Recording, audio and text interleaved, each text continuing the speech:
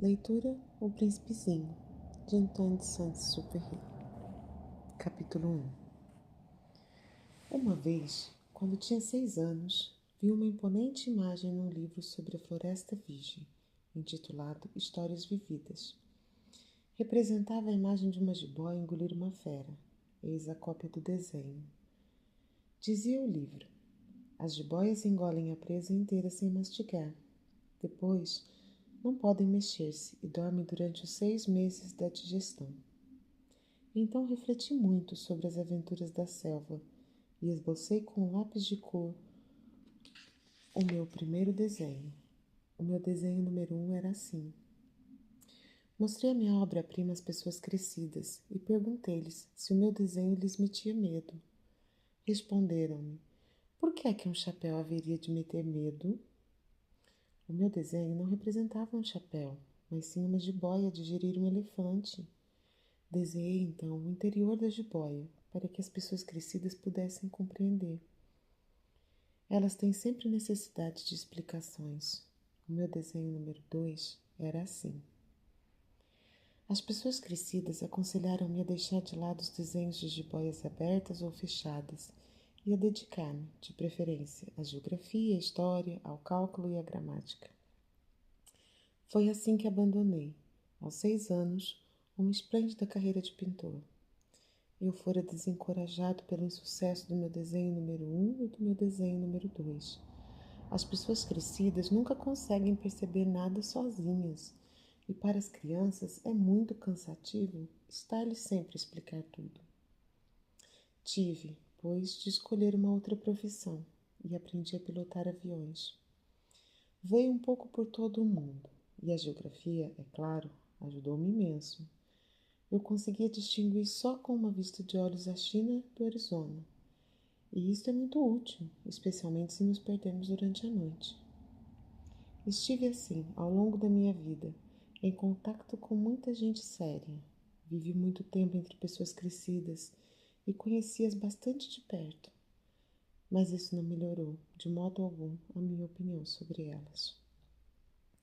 Quando encontrava alguém que me parecia um pouco lúcido, fazia com ele a experiência do meu desenho número 1, que sempre conservei comigo. Queria saber se a pessoa era verdadeiramente compreensiva, mas a resposta era sempre a mesma. É um chapéu. Então eu não lhe falava nem de jiboias, nem de florestas virgens, nem de estrelas. Punha-me ao seu nível e falava-lhe de bridge, de golfe, de política e de gravatas. E a pessoa crescida ficava encantada de conhecer um homem tão sensato. Capítulo 2. Vivi, portanto, só, sem ninguém com quem pudesse realmente conversar, até o dia, há cerca de 6 anos, em que tive uma avaria no deserto do Saara.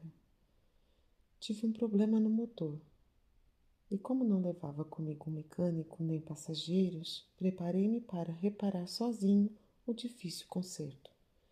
Era para mim uma questão de vida ou morte. A água que eu tinha mal dava para 8 dias.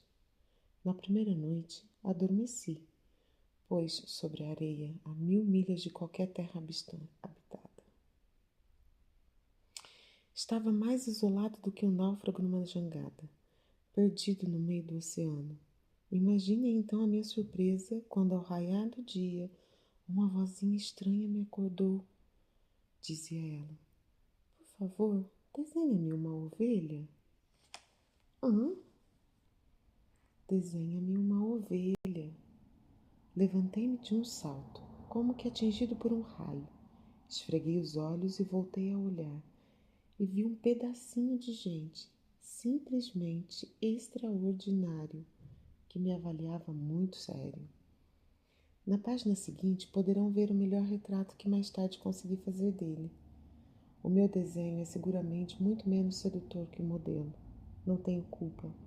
Fora desencorajada aos 6 anos da minha carreira de pintor e só aprender a desenhar jiboias abertas e fechadas. De qualquer modo, eu olhava para esta aparição com os olhos esbugalhados de espanto. Não se esqueçam que eu me encontrava a 1000 milhas de qualquer terra habitada. Ora, O meu rapazinho não me parecia nem perdido, nem morto de fadiga, nem morto de fome, nem morto de sede ou de medo. Não tinha absolutamente a aparência de uma criança perdida no deserto, a 1000 milhas de qualquer região habitada. Quando consegui finalmente falar, perguntei-lhe: Mas que é que fazes aqui? E então ele repetiu, lentamente, como se fosse algo muito importante: Por favor, desenha-me uma ovelha. Quando o mistério é muito impressionante, não ousamos desobedecer. Por mais absurdo que aquilo me parecesse a 1000 milhas de todos os lugares habitados e um perigo de morte, tirei do bolso uma folha de papel e uma caneta. Mas lembrei-me então que eu havia estudado sobretudo geografia, história, cálculo e gramática.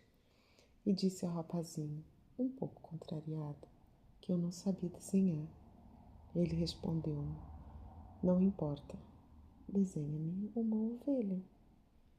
Como nunca tinha desenhado uma ovelha, fiz-lhe um dos 2 únicos desenhos que sabia fazer, o da jiboia fechada. E fiquei estupefacto ao ouvir o rapazinho protestar. Não, não, eu não quero um elefante dentro de uma jiboia. A jiboia é muito perigosa e o elefante ocupa muito espaço. O sítio onde moro é muito pequeno. Preciso é de uma ovelha. Desenha-me uma ovelha. Então, fiz-lhe a vontade. Ele olhou atentamente e disse: Não, esta já está muito doente. Desenha outra. E lá desenhei outra. O meu amigo sorriu delicadamente com indulgência. Vê lá bem. Isso não é uma ovelha, isto é um carneiro. Tem cornos. Refiz mais uma vez o desenho, mas foi recusado como os precedentes. Esta é muito velha. Quero uma ovelha que viva muito tempo. Então, como tinha pressa para começar a desmontar o motor, perdi a paciência e rabisquei este desenho. E arrisquei. Esta é a caixa. A ovelha que queres está lá dentro. E qual não foi o meu espanto ao ver o rosto do meu pequeno juiz a iluminar-se? Era isto mesmo que eu queria. Achas que é preciso muita erva para esta ovelha? Por quê? Porque onde eu moro é muito pequeno. Basta, com certeza. Eu dei-te uma ovelha pequerrucha. Ele inclinou a cabeça sobre o desenho. Não é tão pequerrucha assim. Olha, adormeceu. E foi assim que eu conheci o príncipezinho.